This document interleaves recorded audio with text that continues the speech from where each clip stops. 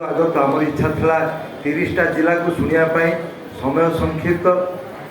पूर्व चाहूलु 2-3टा सेसन करने पूज्य विनायक आम कहले जन अभिज्ञ व्यक्ति मैंने अच्छा से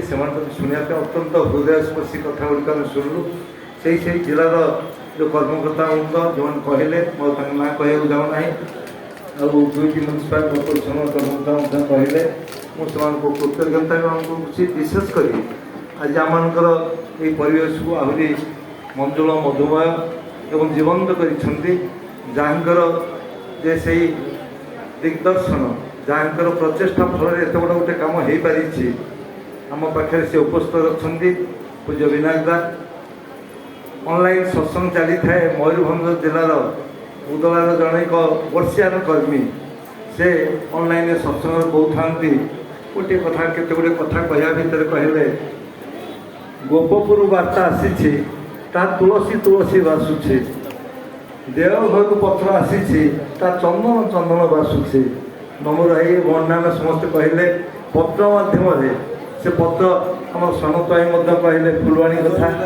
से चिठी आसूला आज पर्यटन चिठी गुड़िक साहित्य रही चिठी आम प्रेरणा देता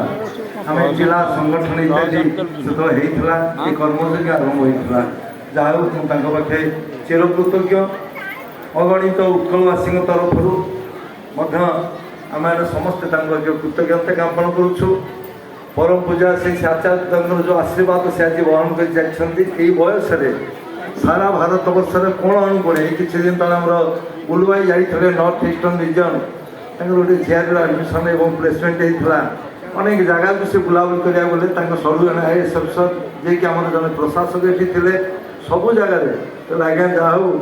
ओडार ये जन संपादक आसी आम बहु किसी कथा शुणुंट जिते बिजी भितर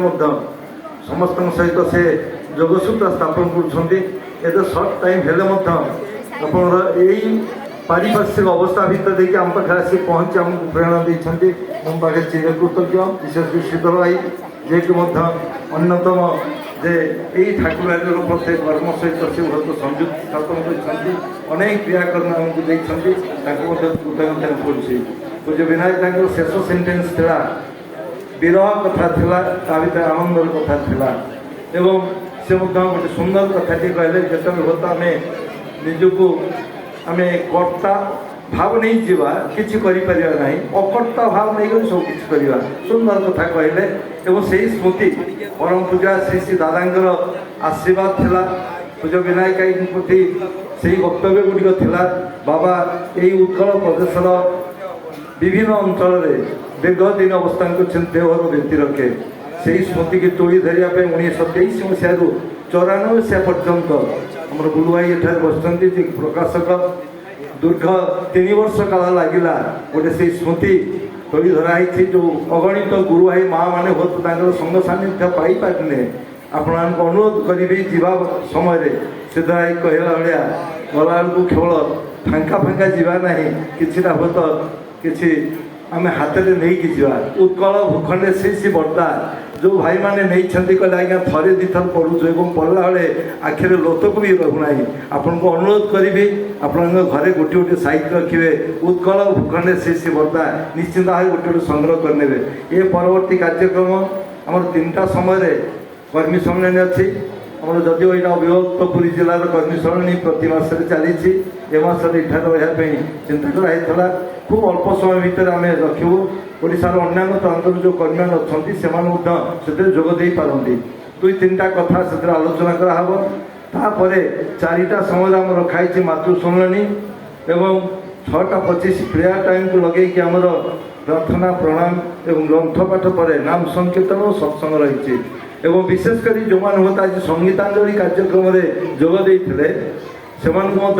धन्यवाद दूचे कारण आज अनेक सुंदर सुंदर गान गुड़िक कर संध्या समय आपको अनुरोध जदि विशेष विशेष किसी कार्यक्रम न था आज निश्चित भाव सत्संग जोगदे जी एपर मुझे कमर अनुरोध करुँच जेनु साहू से ध्वनि दे सत्संग सांग करेंगे। जय गुरु।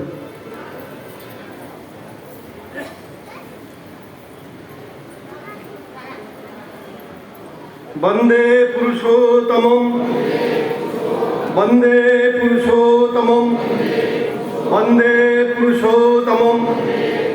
परम प्रेममय श्री श्री ठाकुर अंकुर चंद्र जी की परम प्रेममय श्री श्री ठाकुर अंकुर चंद्र जी की परम प्रेममय श्री श्री ठाकुर अंकुर चंद्र जी की परमाराध्या जगत जननी श्री श्री बड़मा की परमाराध्या जगत जननी श्री श्री बड़मा की परमाराध्या जगत जननी श्री श्री बड़मा की परम पूज्यपाद श्री श्री बरदा की परम पूज्यपाद श्री श्री बरदा की परम पूज्यपाद श्री श्री बरदा की परम पूज्यपाद श्री श्री आचार्य देव की परम पूज्यपाल श्री श्री आचार्य देव की परम पूज्यपाल श्री श्री आचार्य देव की सत्संग की सत्संग की सत्संग की वंदे पुरुषोत्तमं वंदे आर्य पितॄन् वंदे मातृवर्गान् वंदे अहं कृषि दैवतान् वंदे पुरुषोत्तमं परम प्रेममय श्री श्री ठाकुर अंकुर चंद्र जी की जय गुरु समस्त को जय गुरु आ गोटे विशेष